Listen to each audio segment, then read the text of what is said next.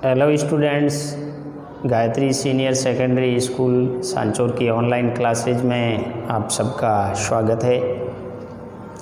आज अपन क्लास 12वीं की भूगोल में 5वां अध्याय है जनसंख्या, प्रवास, मानव विकास। उसमें विश्व के प्रमुख अंतर्राष्ट्रीय प्रवास और उसके परिणाम के बारे में चर्चा करेंगे। विश्व के प्रमुख जो अंतर्राष्ट्रीय प्रवास हुए हैं उसमें सर्वाधिक प्रवास यूरोपीय देशों से हुए हैं और यूरोपीय देशों से जो फ्रांस है, ब्रिटेन, जर्मनी, स्पेन, पुर्तगाल, नीदरलैंड, इन देशों से उत्तरी अमेरिका, दक्षिणी अमेरिका महाद्वीप, अफ्रीका, ऑस्ट्रेलिया, न्यूजीलैंड, इन देशों में प्रवास अधिक हुआ है। और इन महाद्वीपों में प्रवास के अलावा कुछ एक यूरोपीय देशों का प्रवास है, वो दक्षिणी पूर्वी एशियाई देशों में भी हुआ है, अफ्रीकन देशों में भी हुआ है, लेकिन वो अस्थायी प्रवास था। ज़्यादातर यूरोपीय देशों से जो प्रवास हुआ है, स्थायी प्रवास, वो शीतोष्ण कटिबंधीय देशों में ज़्यादा हुआ है, जैसे दक्षिणी अफ्रीका है, न्यूजीलैंड है, ऑस्ट्रेलिया है, उत्तरी अमेरिका में संयुक्त अमेरिका है, कनाडा है, इसके अलावा अर्जेंटीना, उरुग्वे, प्रागवे। तो इन देशों में सर्वाधिक प्रवास हुआ है क्योंकि शीतोष्ण कटिबंधीय जो जलवायु थी वो यूरोपीय देशों के लिए अनुकूलन थी। अब अपन आते हैं कि जो एशियाई देशों से प्रवास है, यूरोपीय देशों के बाद में एशियाई देशों से जो प्रवास की कंडीशन बनी है, उसमें ऐसा माना जाता है कि प्राचीन मानव जाति की जो उत्पत्ति हुई है वो मध्य एशिया से हुई है। यहाँ से मानव जाति की उत्पत्ति हुई है, मानव प्रजाति की उत्पत्ति हुई है। ऐसे ही प्राचीन जो नर विज्ञान से संबंधित विद्वान थे उन्होंने माना है। और ग्रिफिथ टेलर ने ग्रिफिथ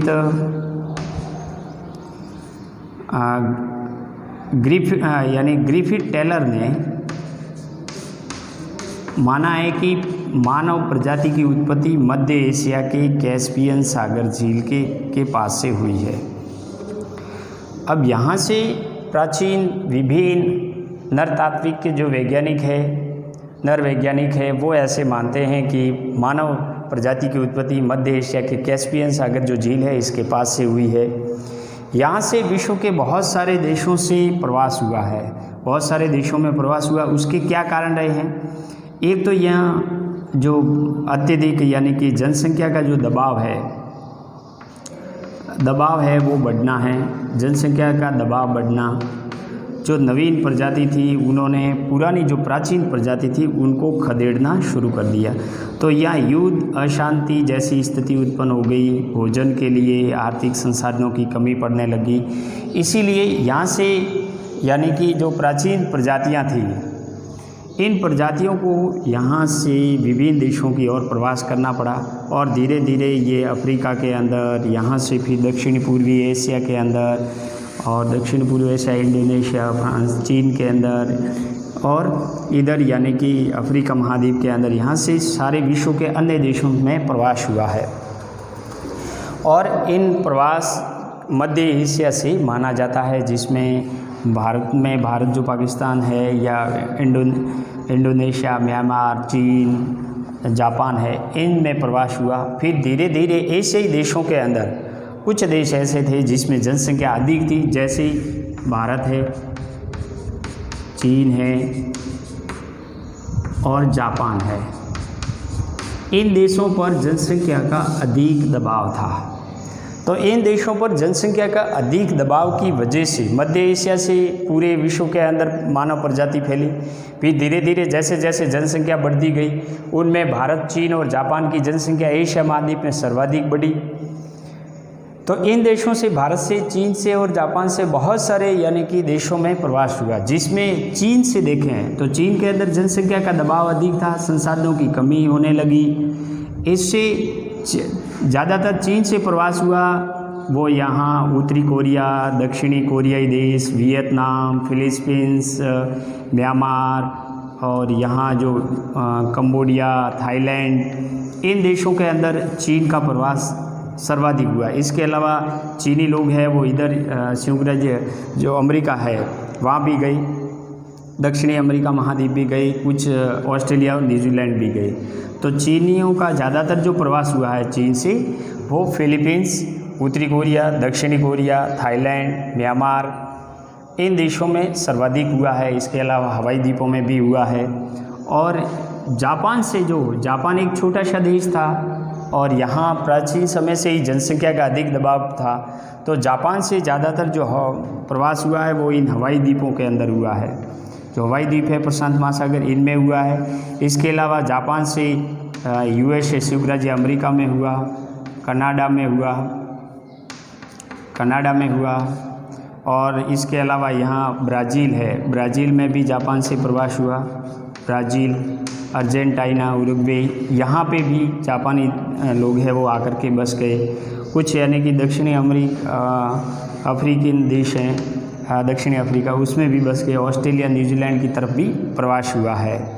अब तीसरा जो देश भारत है, भारत से प्रवास देखें तो भारत में क्या था कि 18वीं शताब्दी और 19वीं और प्राचीन समय में बौद्ध धर्म का प्रचार था। बौद्ध धर्म प्रचार के लिए यहाँ से खूब सारे यानी कि जो बौद्ध भिक्षुक हुआ करते थे, ये बौद्ध भिक्षुक है वो भारत से चीन, म्यांमार, कंबोडिया, थाईलैंड, इंडोनेशिया, इस दक्षिणी पूर्वी एशियाई देशों के अंदर प्रचार के लिए जाते थे। मध्य एशिया के में प्रसार के लिए जाते थे। तो भारत से इन बौद्ध भिक्षुओं ने प्रसार की दृष्टि से वहाँ की धार्मिक और सांस्कृतिक जो स्थिति थी उनका अध्ययन किया। इससे वहाँ बौद्ध धर्म स्थापन की दृष्टि से, बौद्ध धर्म के प्रसार की दृष्टि से खूब सारे लोगों का यानी कि प्रवास हुआ है। और ब्रिटिश काल के अंदर भारत से और भारत के जो पड़ोसी देश हैं जैसे श्रीलंका है, म्यांमार है, थाईलैंड है और इधर अफ़गानिस्तान है, तो इनसे बहुत सारे मज़दूरों को ब्रिटिश काल के अंदर अफ्रीका के अंदर संयुक्त राज्य अमेरिका, उत्तरी अमेरिका, दक्षिणी अफ्रीका, ऑस्ट्रेलिया और न्यूजीलैंड बंधुआ मज़दूरों के रूप में ले जाते थे, जिससे ये मज़दूर वहाँ स्थायी रूप से बस गए और प्रवास हुआ है। तो इस प्रकार यदि अपन एशियाई देशों का प्रवास देखें तो एशियाई देशों के अंदर सर्वाधिक जो प्रवास हुआ है वो भारत, चीन और जापान से हुआ है। मानव शास्त्रियों का ऐसा मत है कि मानव प्रजाति की उत्पत्ति है वो मध्य एशियाई भाग से ही हुई है। इसमें ग्रिफिथ टेलर का जो सिद्धांत है यानी बॉन्ड स्टेटस थ्योरी है वो सर्वाधिक मान्य है और उसमें कहा गया है कि प्राचीन मानव प्रजाति की उत्पत्ति मध्य एशिया से हुई है। जलवायु की दशाओं में परिवर्तन होते रहने तथा नवीन प्रजाति के द्वारा प्राचीन प्रजाति को विशेष स्थान से बाहर खदेड़ने के कारण प्रागैतिहासिक काल से मध्य एशिया में विभिन्न प्रजातियों का प्रवासित होकर विश्व के विभिन्न भागों में जाकर स्थायी रूप से बस गई है, जिसमें 18वीं शताब्दी के बाद बढ़ती हुई जनसंख्या के दबाव के कारण चीन, भारत और जापान के लोग अपने पड़ोसी देशों में प्रवासित हो गए हैं, वहाँ स्थायी रूप से रहने लगे, क्योंकि उस समय पड़ोसी देशों की जनसंख्या बहुत कम थी। चीन से बहुत सारे लोग हैं वो 20वीं शताब्दी के पहले एशिया के दक्षिणी पूर्वी भाग में स्थित जैसे Manchuria, Korea, Malaysia, Thailand, Indonesia, Vietnam, Philippines, Myanmar आदि विरल जनसंख्या वाले देशों में जाकर के बस गए। इसके अलावा चीनी लोग अमेरिका, अफ्रीका देशों में जाकर भी स्थायी रूप से रहने लगे। जापान एक छोटा सा देश होने के कारण यहाँ प्रारंभ से ही जनसंख्या का अधिक दबाव रहा, अतः यहाँ जापान से लोग 1880 से 1900 के मध्य हवाई द्वीप, संयुक्त राज्य America, Canada, Brazil, Australia, Mansuria, और कोरिया, मलेशिया आदि देशों में प्रवेशन कर गए। भारत से भी लोगों का समीपवर्ती देशों में प्राचीन काल से अपने धार्मिक उपदेशों के प्रसार के लिए कई लोग विभिन्न देशों में गए और बौद्ध धर्म का प्रचार प्रसार करने के लिए बौद्ध भिक्षु प्राचीन काल से ही म्यांमार और श्रीलंका, मलेशिया, इंडोनेशिया आदि देशों में प्रवेशन कर गए हैं। भारत में ब्रिटिश शासनकाल के समय भी अंग्रेज़ों ने अपने कृषि बागानों पर मजदूरी करवाने हेतु भारतीयों को दक्षिणी अफ्रीका, मॉरिशस, फिजी, त्रिनिडेड टाबेगो जो कैरिबियन देश है इसमें स्थानांतरित किया है और ये लोग वहाँ स्थायी रूप से बस गए हैं। जैसे आज भी सर्वाधिक यानी कि त्रिनिडेड टाबेगो और फिजी देश के अंदर भारतीय मूल के लोग सर्वाधिक रहते हैं। तो भारतीय मूल के लोग वहाँ सर्वाधिक रहने का कारण है कि प्राचीन समय में ये मजदूरों के तौर पर आ गए थे और वहाँ स्थायी निवासी हो गए। अंतर्देशीय जो प्रवास है, अंतर्देशीय प्रवास का मतलब होता है कि एक ही देश के विभिन्न राज्यों या प्रदेशों के मध्य लोगों में एक स्थान से दूसरे स्थान की ओर होने वाला प्रवासन, तो ये जिसको अपन आंतरिक प्रवासन कहते हैं, आंतरिक प्रवास कहते हैं। इसमें अंतर्देशीय में एक आंतरिक प्रवास में अंतरप्रांतीय प्रवास होता है और स्थानीय प्रवास होता है। एक ही देश के विभिन्न भागों के मध्य इस प्रकार का जो प्रवासन होता है, जो एक राज्य से दूसरे राज्य के मध्य जो प्रवास होता है, जिसको अंतरप्रांतीय प्रवास के नाम से जाना जाता है। अंतरप्रवासीय जो प्रवास है इसका मतलब एक राज्य से दूसरे राज्य की ओर, जैसे ये उत्तर प्रदेश है और उत्तर प्रदेश से जो प्रवास हो रहा है, कहाँ पे हो रहा है? उत्तर प्रदेश से महाराष्ट्र में हो रहा है, महाराष्ट्र के अंदर हो रहा है। उत्तर प्रदेश से कहाँ प्रवास हो रहा है? गुजरात के अंदर हो रहा है, गुजरात के अंदर हो रहा है। या फिर यहाँ से कहाँ प्रवास हो रहा है? दिल्ली के अंदर प्रवास हो रहा है। तो एक राज्य से दूसरे राज्य के मध्य जो प्रवास होता है उसको अपन क्या कहते हैं? अंतरप्रांतीय जो प्रवास कहते हैं। स्थानीय प्रवास होता है जिसमें ग्रामीण से नगर की ओर प्रवास होता है, ग्रामीण से नगरीय या ग्रामीण से ग्रामीण भी होता है, ग्रामीण से ग्रामीण होता है, एक कस्बे से दूसरे कस्बे की ओर प्रवास होता है। तो इस प्रकार अंतरप्रांतीय प्रवास भारत में उत्तर प्रदेश, पंजाब, हरियाणा से कई लोग दिल्ली में आकर बस गए हैं। राजस्थान से बहुत सारे लोग हैं वो दक्षिणी भारत में और महाराष्ट्र, गुजरात राज्यों में जाकर के बस गए हैं। संयुक्त राज्य अमेरिका में प्रारंभ से ही लोग पूर्वी प्रांत में रहते थे, लेकिन धीरे धीरे जैसे यातायात सुविधाओं और जनसंख्या का अधिक दबाव पड़ा तो यहाँ से लोग हैं वो पश्चिमी प्रांत की ओर प्रवासन करने लगे हैं। 1917 की जो रूसी क्रांति हुई थी उसके बाद रूस से भी लोग पूर्वी और पश्चिमी साइबेरियन भागों में कृषि फार्मों में जाकर के बस गए हैं। तो विश्व के लगभग प्रत्येक देश के अंदर एक प्रांत से दूसरे प्रांत की ओर व्यापार, उद्योग, कृषि, खनिज और मजदूरी करने के उद्देश्य से स्थानांतरण होते रहते हैं। तो ये जो प्रवास ज़्यादातर हुआ है भारत में भी हुआ है कि भारत में बहुत सारे मजदूर हैं बिहार और उत्तर प्रदेश से दिल्ली, गुजरात, महाराष्ट्र में चले जाते हैं। और इसके अलावा यदि संयुक्त राज्य अमेरिका का जो ये भाग है ये काफ़ी दक्षिणी पूर्वी ये सक्षम भाग है। यहाँ जैसे ही यातायात का और जनसंख्या का अत्यधिक दबाव पड़ने लगा तो यहाँ से लोग हैं वो इस पश्चिमी प्रांत के अंदर जाने लगे। जैसे जो कैरिबियन देश है, सियाटल का भाग है, ये जो कैलिफोर्निया जो देश है, राज्य है कैलिफोर्निया, सियाटल, सैन फ्रांसिस्को,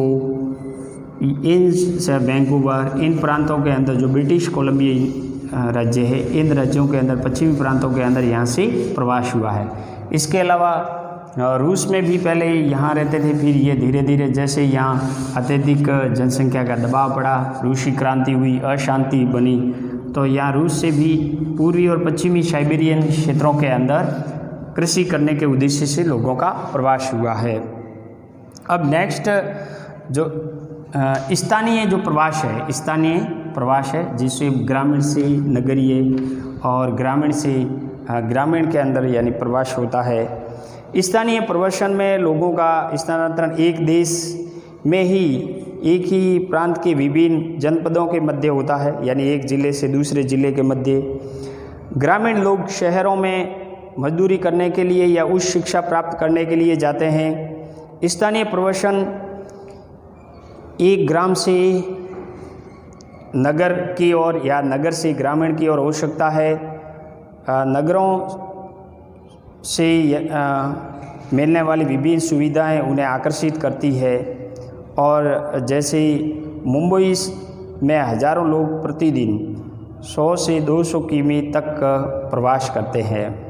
तो इसमें जो स्थानीय प्रवास होता है वो ग्रामीण से नगरियों की ओर होता है और गांवों से नगरों की ओर लोग हैं वो रोज़गार की तलाश में, काम धंधों की तलाश में शहरों की ओर निकल पड़ते हैं। और बड़े शहरों के अंदर जैसे ही मूलभूत सुविधाएं होती है, वहाँ की जीवन शैली उच्च होती है, वो भी लोगों को आकर्षित करती है।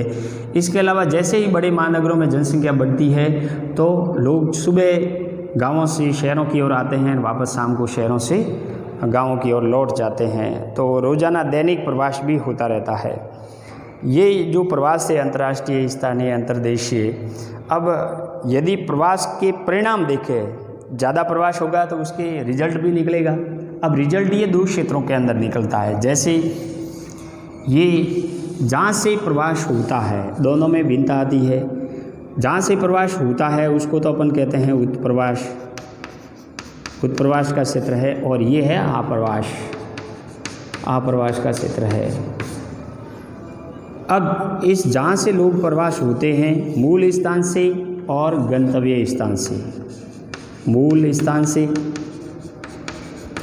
एवं गंतव्य स्थान यानी जहाँ भी वो जाते हैं, दोनों के अंदर भिन्नता परिवर्तन किस में होता है? सबसे पहले होता है जनसंख्या में, जनसंख्या में परिवर्तन होता है। इसका जो रिजल्ट आते हैं उसमें सबसे पहले किस में परिवर्तन होता है? जनसंख्या में परिवर्तन होता है। जिस क्षेत्र से मूल स्थान से लोग गए हैं वहाँ जनसंख्या कम हो जाती है और जहाँ जा रहे हैं आप्रवास हो रहा है वहाँ जनसंख्या बढ़ जाती है। जैसे महाराष्ट्र के अंदर जनसंख्या आप्रवास की वजह से ज़्यादा बढ़ी है, मुंबई के अंदर बढ़ी है, दिल्ली के अंदर है। ये बड़े महानगरों में जनसंख्या वृद्धि क्यों हुई है? क्योंकि आप्रवास की वजह से दूसरे राज्यों से वहाँ लोग आते हैं। तो एक तो सबसे पहले जनसंख्या यहाँ क्या हो जाती है? कम हो जाती है, और यहाँ जनसंख्या है आप्रवास जो गंतव्य स्थान है वहाँ अधिक हो जाती है। जैसे संयुक्त राज्य अमेरिका में जनसंख्या वृद्धि का मुख्य कारण क्या माना जाता है? प्रवास। पश्चिमी यूरोपीय देशों से बहुत सारे लोग वहाँ आकर के प्रवास कर गए हैं।